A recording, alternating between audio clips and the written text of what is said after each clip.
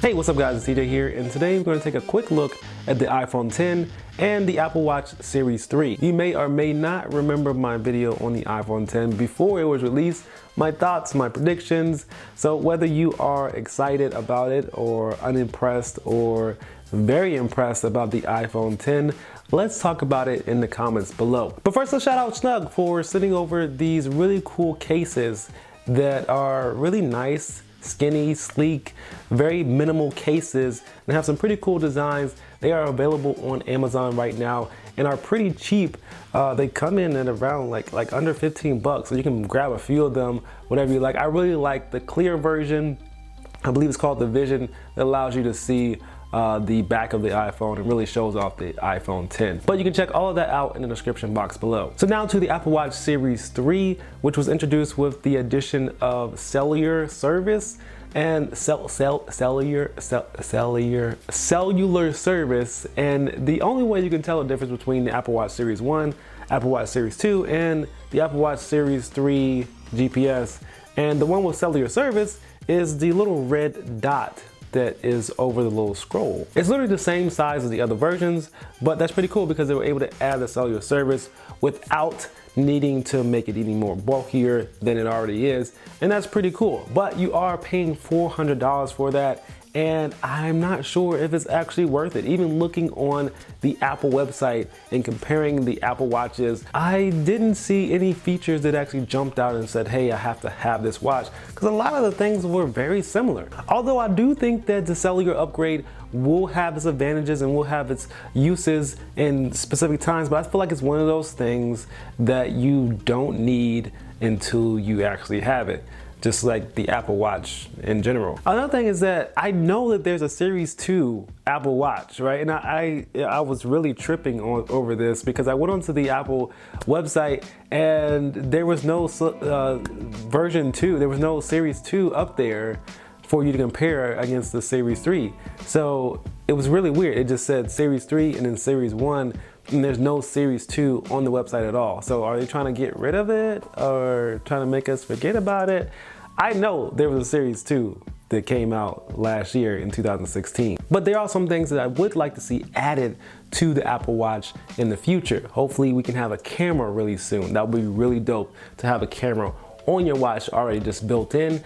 And also I would like to have a little bit more accessibility to a lot of the applications like Instagram and things like that. You don't have a lot of features when you're trying to use those applications on your Apple Watch, so it kind of makes it useless to have them up there in the first place. I feel like at some point, as technology continues to advance, wearable tech and phones will start to converge on each other and lines will start to get blurred as to what is what.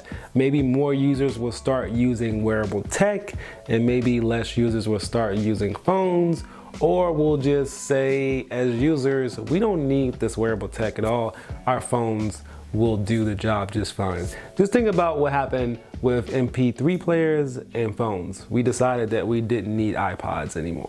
So let's talk about the iPhone X. I actually don't know whether I like this phone or not, and it's really tripping me out because the screen is really nice. The screen is really dope. It's a nice screen. The colors are perfect. It's really bright. But I think it just comes down to two things: the notch and the price. Can I get over the rudeness of the notch? You have two choices when you're watching video on the iPhone, and it's either you have the two pillars, which brings us back to what the iPhone looks like originally, or you have the notch actually cutting off a portion of the screen when you're looking at video in the widescreen format or 2:1 ratio. There are still a lot of apps out there that are not quite updated to the iPhone X, and you kind of still get that feel of the iPhone 7 or the iPhone 8 when using those apps. Majority of the applications are already there where you do have the full accessibility of the entire screen, but a lot of them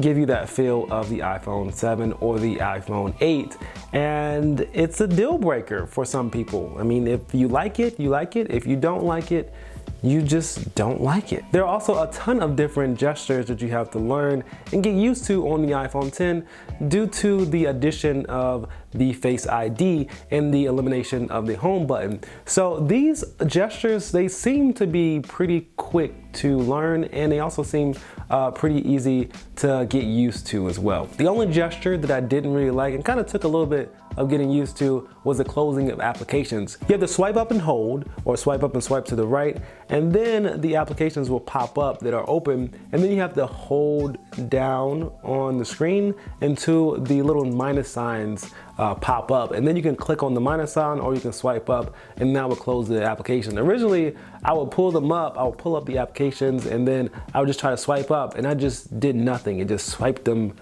back to the main screen. So it was very, very weird and very different. And Emoji is also a new addition, and it's pretty cool. I actually like it. It's pretty fun to play around with. I feel like a lot of tech starts off like this, very childish and very unnecessary, but eventually we find some good uses for them and they do something really, really amazing. But I just don't know where iPhone is going to go from here.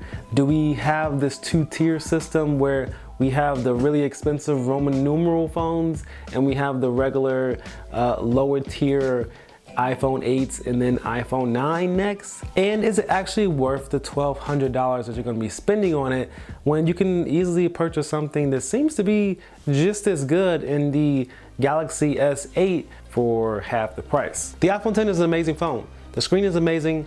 Face ID is really awesome. It's an incredible achievement for Apple. And also the Apple Watch Series 3 is a really cool achievement for Apple.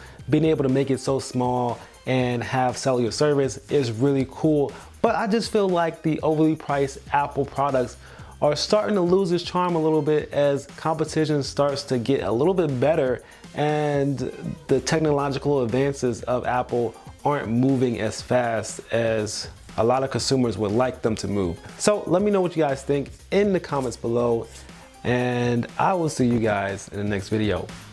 Peace.